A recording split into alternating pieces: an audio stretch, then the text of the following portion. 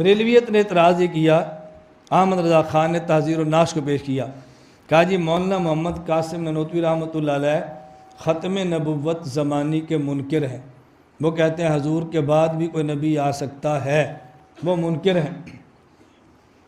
وہ عبارت کون سی پیش کرتے ہیں؟ عبارت سن لیں، میں جواب تھوڑی دیر بعد دوں گا۔ مولانا قاسم نانوتوی رحمۃ اللہ علیہ تحذیر الناس میں فرماتے ہیں کہ رسول اکرم صلی اللہ علیہ وسلم خاتم النبیین ہیں، اور آپ کے بعد توجہ رکھنا حضور خاتم النبیین ہیں، اگر آپ کے بعد کوئی نبی آ بھی جائے تو ختم نبوت میں کوئی فرق نہیں پڑتا، اور یہ لکھا ہے تحذیر الناس میں لکھا ہے۔ انہوں نے کہا دیکھو مولانا قاسم فرماتے ہیں حضور خاتم النبیین ہیں، آپ کے بعد کوئی نبی آ بھی جائے تو ختم نبوت میں فرق نہیں پڑتا۔ اس کا معنی کیا ہوا؟ یہ قضیہ فرضیہ ہے جس پر لو داخل ہے، اور لو کا استعمال یہ آتا ہے انتفاع ثانی کے لیے بوجہ انتفاع اول کے۔ آپ دیکھیں اعتراض کتنا مضبوط ہے، لو کان فیہما آلہۃ الا اللہ لفسدتا، فساد نہیں، کیوں؟ تعدد آلیہ نہیں، تو انتفاع ثانی ہے بوجہ انتفاع اول کے۔ حضور خاتم النبیین ہیں، اگر آپ کے بعد کوئی نبی آ جائے یہ اول ہے، ختم نبوت فرق نہیں پڑتا یہ ثانی ہے، لیکن آپ کے بعد کوئی نبی نہیں آئے گا تو ثانی کی نفی کیا ہوگی؟ آپ طلبہ ہو، کیا ہوئی؟ فرق پڑے گا۔ آپ کے بعد کوئی نبی آ بھی جائے تو ختم نبوت میں فرق نہیں پڑے گا، لیکن نبی نہیں آئے گا تو پھر فرق پڑے گا۔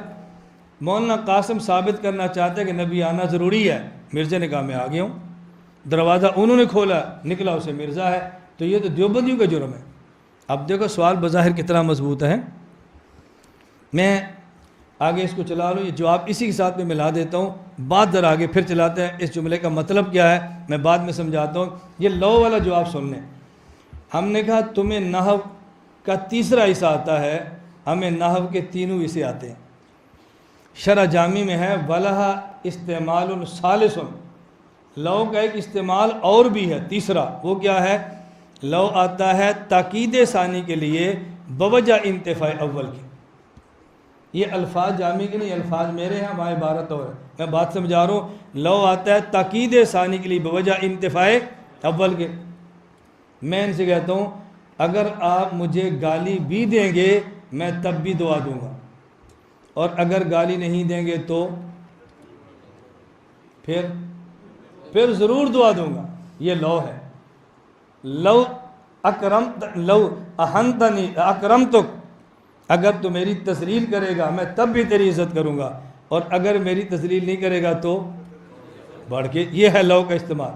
مولانا فرماتے ہیں حضور خاتم النبیین ہیں، اگر آپ کے بعد کوئی نبی آ بھی جائے ختم نبوت میں تب بھی فرق نہیں پڑے گا، اور اگر نہ آئے تو پھر یقیناً نہیں پڑے گا۔ تو یہاں نفی ہو رہی ہے، اس بات نہیں ہو رہا۔ یہ لو کا تمہیں ایک استعمال آتا ہے، مولانا نانوتوی کو 3 استعمال آتے ہیں۔ گزارش سمجھ آ گئی؟ سوال کا جواب تو حل ہو گیا نا۔ اب میں جو ان نے بات کی اس پہ چلتا ہوں جو ان نے لکھا۔ حضرت فرماتے ہیں کہ مولانا قاسم نانوتوی رحمۃ جو بات لکھی ہے وہ سمجھیں، ہم حضور پاک کو خاتم النبیین مانتے ہیں، اور آپ کے بعد کسی زمانے کسی مکان میں نئے نبی آنے کے قائل، اگر کوئی نیا نبی آنے کا قائل ہو ہم اس کو کافر سمجھتے ہیں۔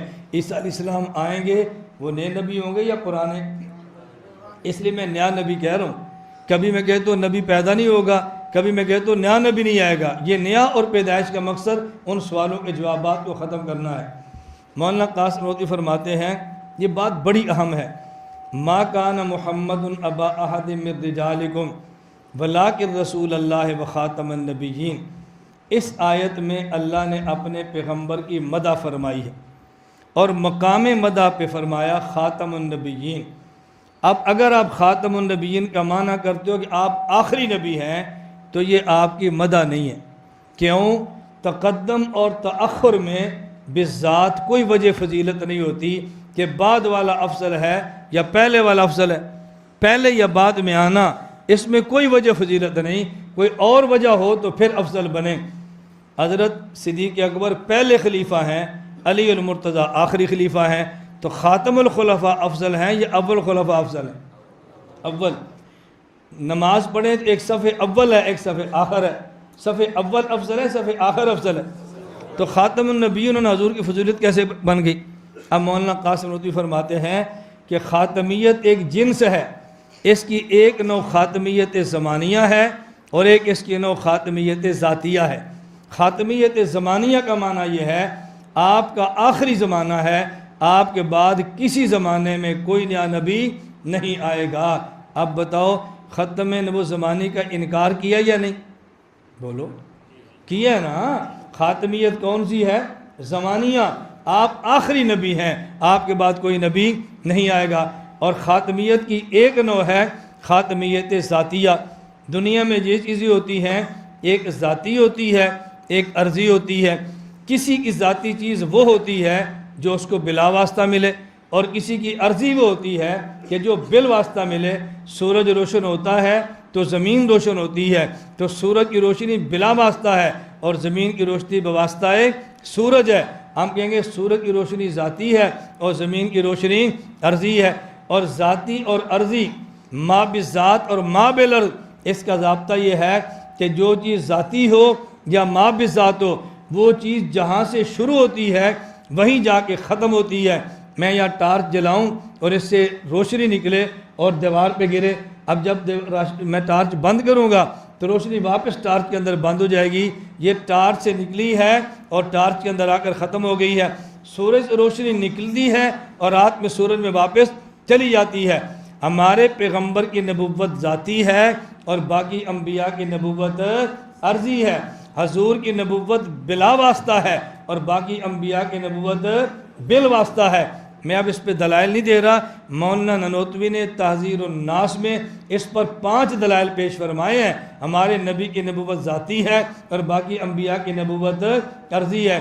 ایک دلیل وَإِذْ أَخَذَ اللَّهُ مِيثَاقَ النَّبِيِّينَ، قرآن کریم میں ہے، نبیوں سے وعدہ لیا، پھر فرمایا ثُمَّ جَاءَكُمْ رَسُولٌ مُصَدِّقٌ لِمَا مَعَكُمْ لَتُؤْمِنُنَّ بِهِ۔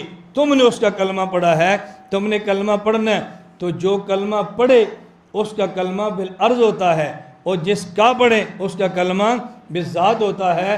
جس پر ایمان لائیں اس کا ایمان اصل ہوتا ہے، اور جو ایمان لے اس کا ایمان نسل ہوتا ہے۔ یہ مولانا نے ایک دلیل، میں اس کو نہیں چھیڑ رہا، پھر دلیل پھیل جاتی ہے۔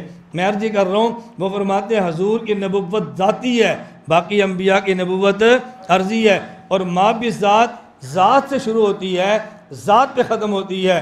حضور کی نبوت حضور سے شروع ہے، حضور پہ ختم ہے۔ خاتمیت ذاتیہ کا معنی یہ ہے ہمارے ہاں نبوت چلی بھی حضور سے ہے، ختم بھی حضور پر ہے، چلی بھی حضور پر ہے، ختم بھی۔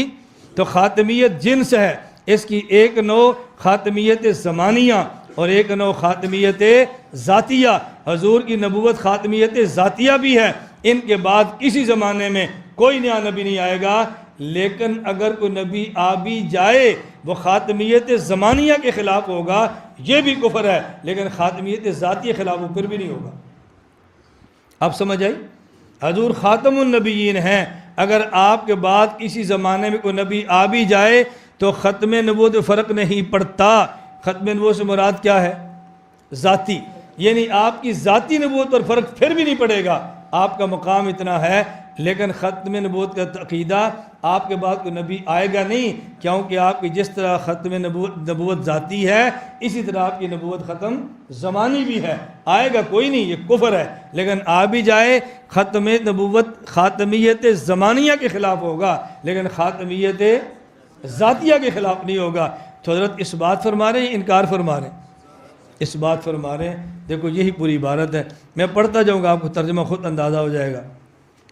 ان الخاتمیت جنس تحت نوعان احدهما خاتمیت زمانیہ وهو ان يكون زمان نبوته صلی اللہ علیہ وسلم متأخرا من زمان نبوت جميع الانبیاء فيكون خاتما لنبوت بالزمان والثانی خاتمیت ذاتیہ وأن يكون نفس نبوتی صلی اللہ علیہ وسلم ختمت بها وانتت علیہا نبوت جمیع الانبیاء فکما انہ صلی اللہ علیہ وسلم خاتم النبیین بالزمان كذلك صلی اللہ علیہ وسلم خاتم النبیین بالذات فإن كل ما بالأرض يختم على ما بالذات وينتهي إليه ولا تتعداه ولما كان نبوته صلى الله عليه وسلم بالذات ونبوة سائر الأنبياء بالأرض لأن نبوتهم عليهم السلام بواسطة النبوة صلى الله عليه وسلم وهو الفرد الأكمل الأوحد الأبجد قطب دائرة النبوة والرسالة وواسطة عقدها وخاتم النبيين ذاتا وزمانا.